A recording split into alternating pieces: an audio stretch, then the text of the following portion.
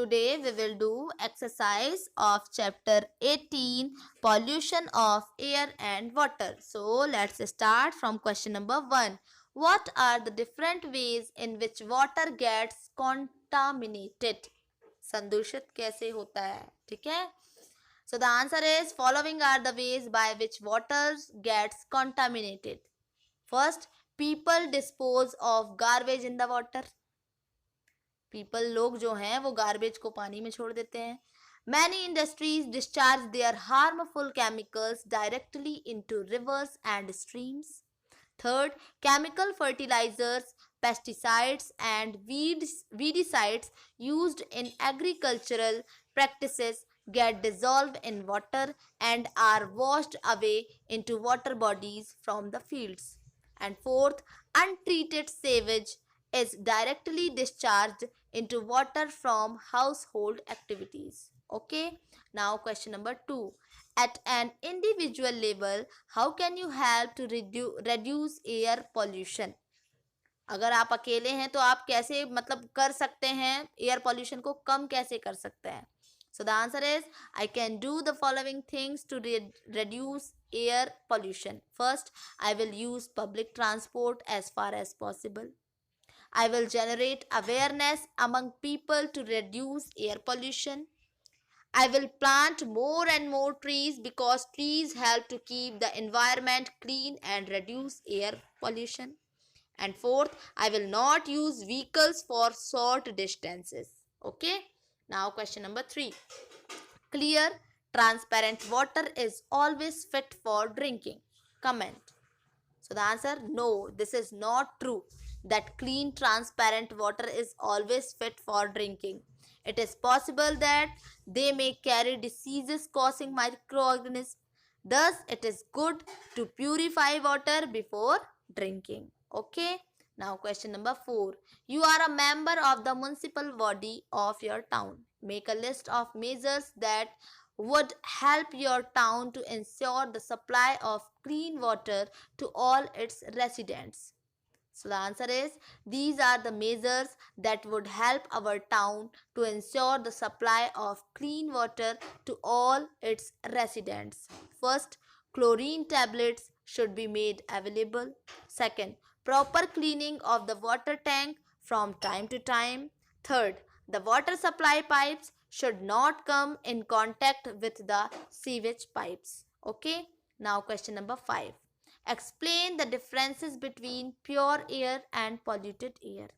So the answer is pure air contains 78% nitrogen, 21% oxygen and 0.03% carbon dioxide.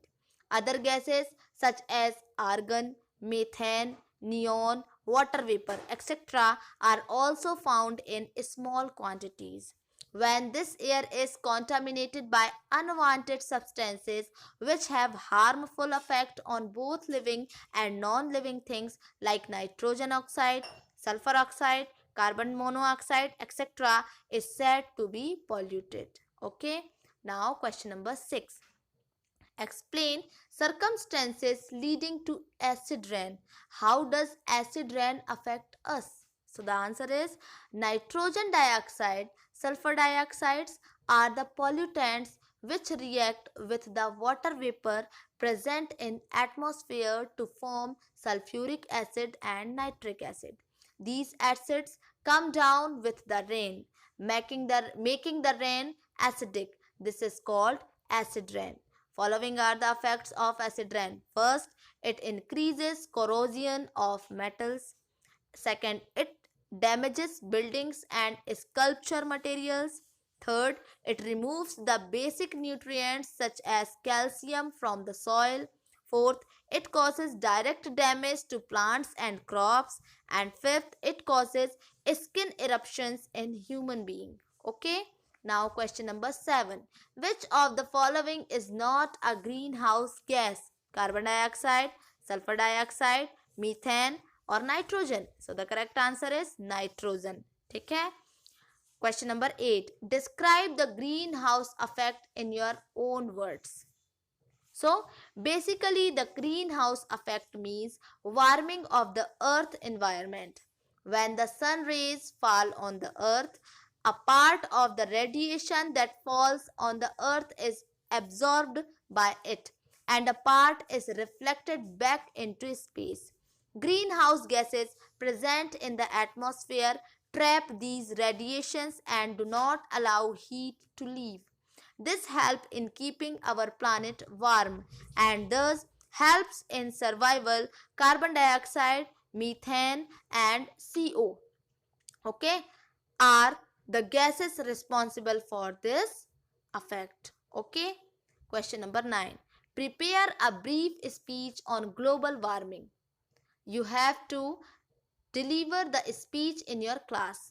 So यहाँ speech भी दी गई है, देखें. Good morning, respected teacher and my dear friends. As we all know, the continuous increase in the temperature of Earth is called global warming. Global warming is basically caused by pollution of air, excessive heat which is trapped by the greenhouse gases. Global warming is a threat to life as it causes a lot of health problems.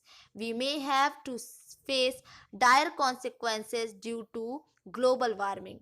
That's all, friend. Thank you for the attention. Have a good day. Next, question number 10. Describe the threat to the beauty of Taj Mahal. So the answer is the Taj Mahal has become a matter of concern due to pollutants in air that are discoloring its white marble. Acid rains due to increasing air pollution has started corroding the marble. Suspended particulate matter such as the soot particles emitted by Mathura oil refinery has contributed towards the yellowing of the marble, thus making Taj Mahal losing its beauty. Okay. Now question number 11. Why does the increased level of nutrients in the water affect the survival of aquatic organisms?